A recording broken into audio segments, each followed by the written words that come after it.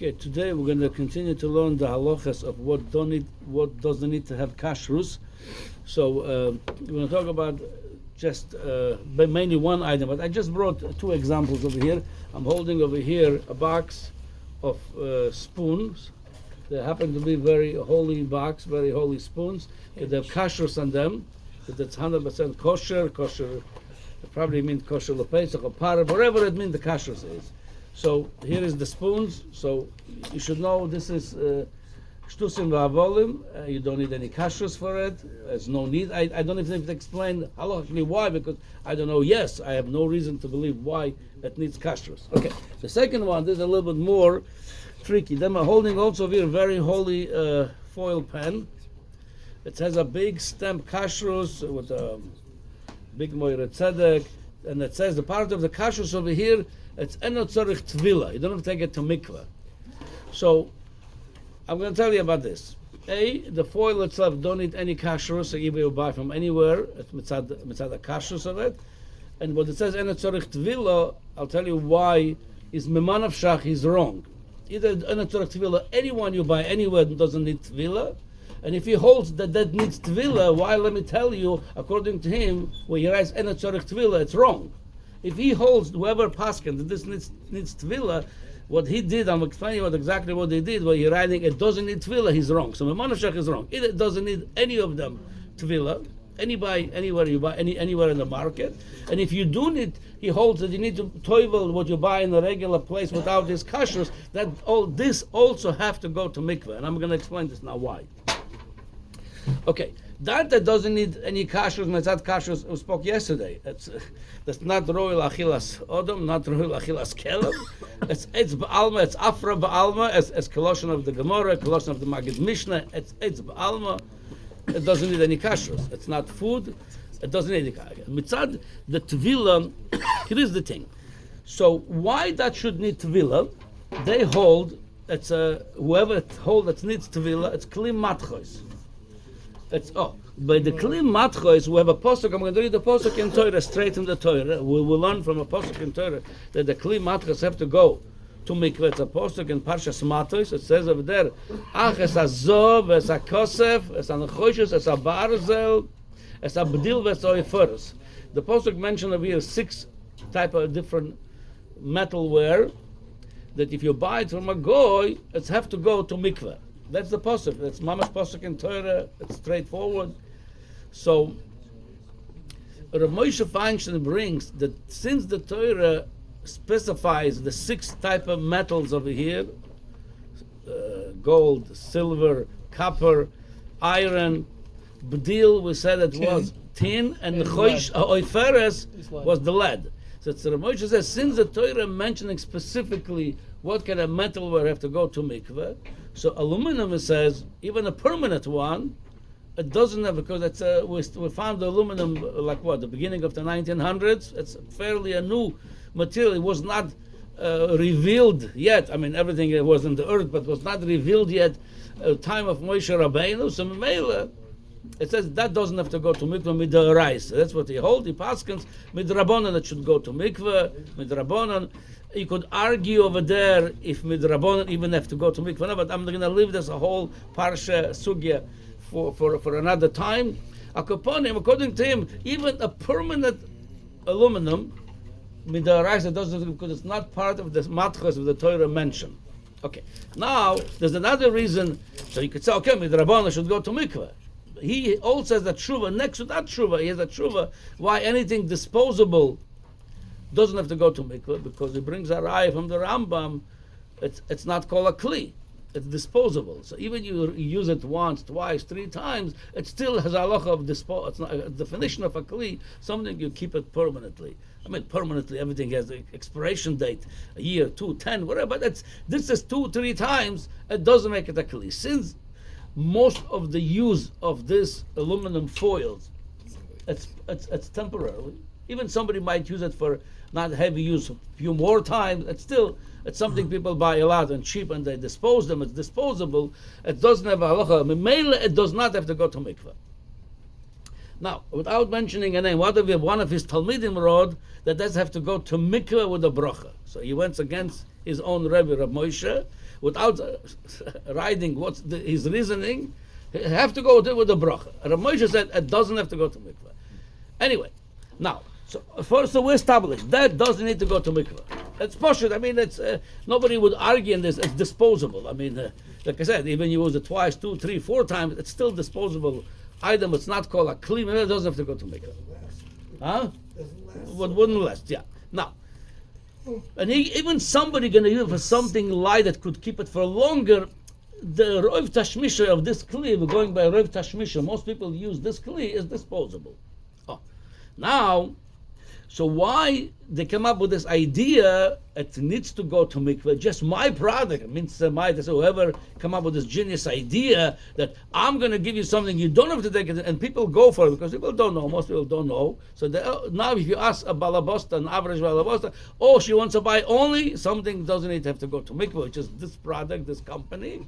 And if it's something else, she doesn't. I saw even people taking this this foil, aluminum foil, taking them to mikveh. So they toivel them in the mikveh. I saw it. So because they don't know, they think if it says ena tzorich tevila mashma, if I bought it in a dollar store without this ena tzorich tevila, then I have to go put it in the mikveh. It's not. It doesn't have to go to mikveh. And according to them, when they say ena tzorich tevila, because they did some kind of chokhmah over there to say you don't need to, it still needs to, according to them, it have to go to mikveh. And I'll explain why. According to them, that's not a disposable. They hold it's not disposable, or they hold disposable have to go to mikveh. Whatever the shita is, I don't know. Let them argue their own shita. So what did they do? What the trick they did? They said that doesn't need tevila. So I'll tell you what they did. They went to China where this is being produced, and they told the company, we're not going to buy from you this is ready. We want to buy from you the material raw, and you do it for us. So the balabas is not you, the Chinese guy. The balabas is a Jewish guy. And the if a Jew manufactures kalim, doesn't have to go to mikveh. The whole time they would have to go to mikveh if it was manufactured or you bought it from a goy. He was the owner of the kli. It's have to go if it's from a goy.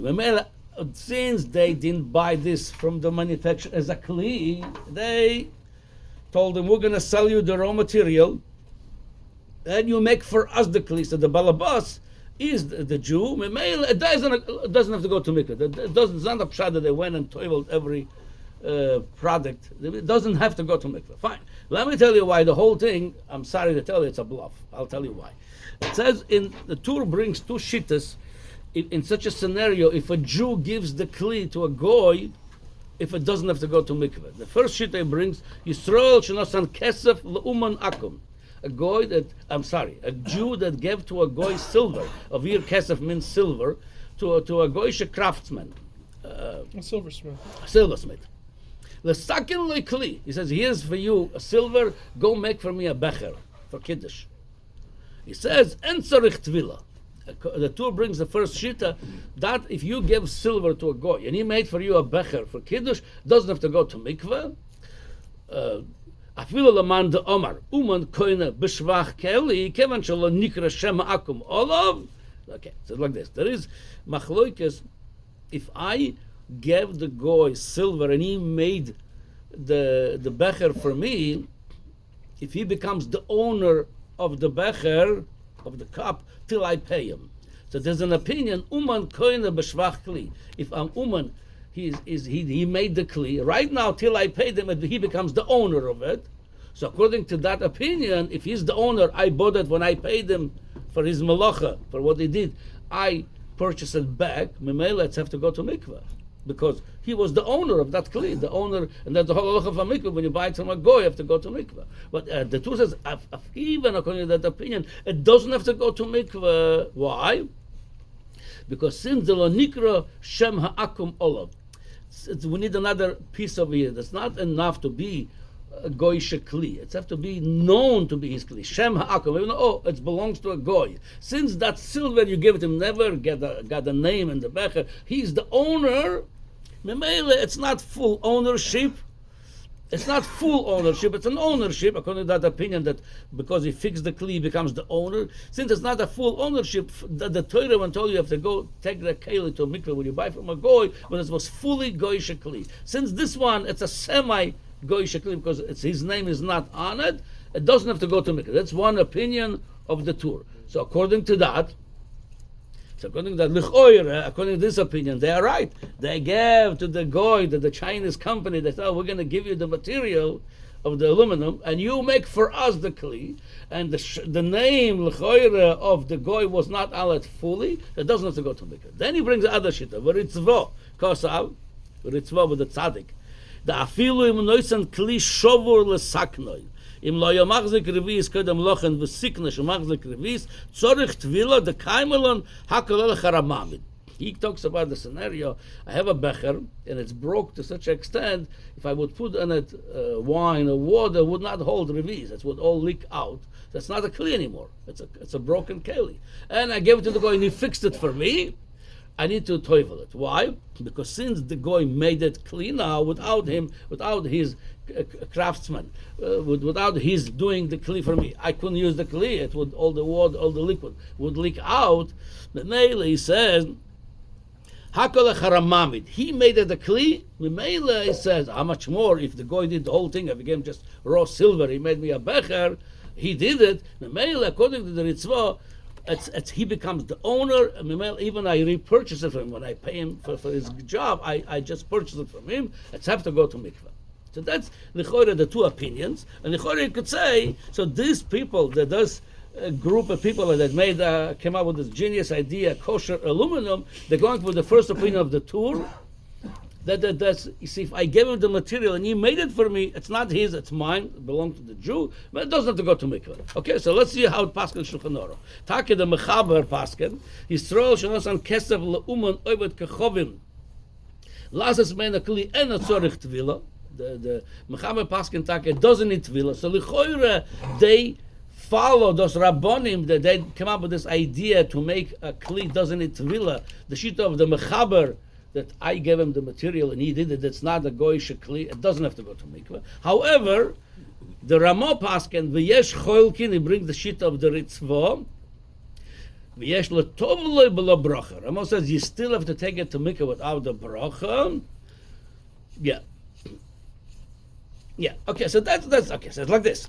If the whole thing they're trying to help me, to tell me I don't need to take it to mikveh, according to Ramah, I still have to take it to mikveh without a bracha. So they didn't help me anything. Because according to the Ramah, even I gave my material to them, you go to the shit of the Ritzvah, it still need to go to him because the goy fixed it becomes his. So and you can't say they want to follow the Shulchan Aruch because Kashrus agencies, they're going with the kula. The whole thing is they want to be machmir. They want to be machmir that this is not disposable or the disposable have to go to mikveh. So you're machmir on this, but then you're saying, l'gaba mikveh, I'm going to go with the shit of the makel, the mechaber, I'll tell you, it doesn't need tevila. So the whole thing is a joke, because over here, the Rabbonim over here, the Ashkenazi Rabbonim, all of a sudden they follow the mechaber, not the Ramah, it doesn't make sense. Now, another thing I want to tell you. Really, the Bach is another support to their shita. If you read, I'm not going to go the whole thing, I just want to mention that the Bach, he sides more with the first shita. Even he says, according to Ritzvah, the Bach has a pshat of them. Like I said, not going to do the whole thing. That maybe it doesn't need mikveh. However, the son-in-law of the Bach, the Taz, and the Shach, and many poskim disagrees with the Bach. They go with the Ramah, that kli, if you do it such a way, gave him a kli to the goy, and he made it for you, it still should go to the mikveh, like the Ritzvah. Without a bracha, it should go to the mikveh. And furthermore, the whole thing over there, if that's the heter they have a Bach, it's a wrong heter. I'll tell you why. Because the Bach himself says it's not a good heter. I'll tell you why in a minute.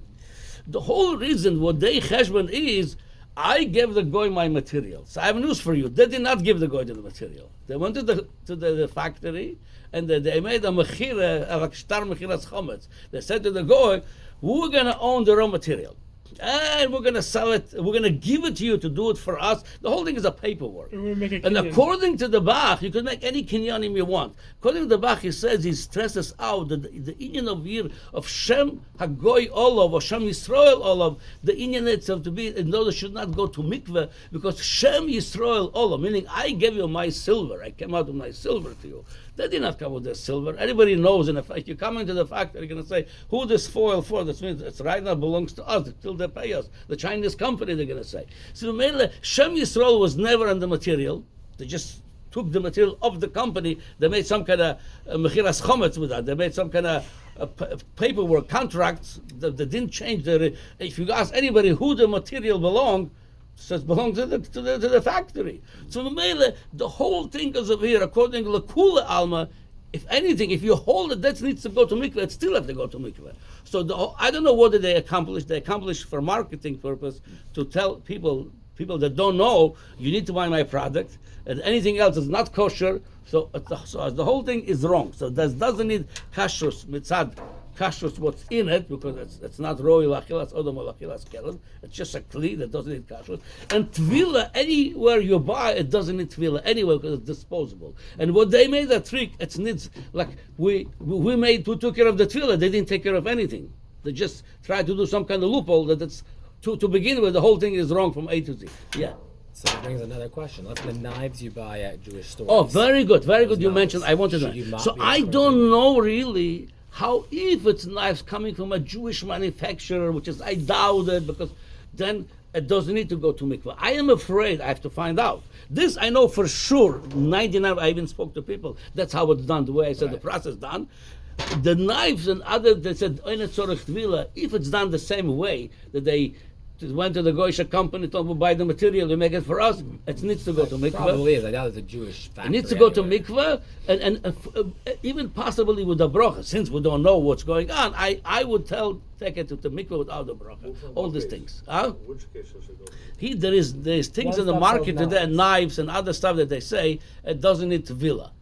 So I don't know if it's manufactured by a Jewish factory, Taka doesn't need tevila. But if they did the same thing with the knives and any other products, like I just told you what they do, they go with instead of buying the knife or buying the material. You make the knife for us, then it needs tevila without Right, the the, bracha. the urns say made in China, the knife, things like that. I mean, if it's made in China, it's If they do the whole thing, if that's the new hamtzor, if that's the new goynish hamtzor they have, that we gonna buy not the ready kli, we're gonna buy material and ask the factory make the kli for us, it still needs to go to mikveh according to the Ramo, according to the Shach, according to the Taz, without the bracha.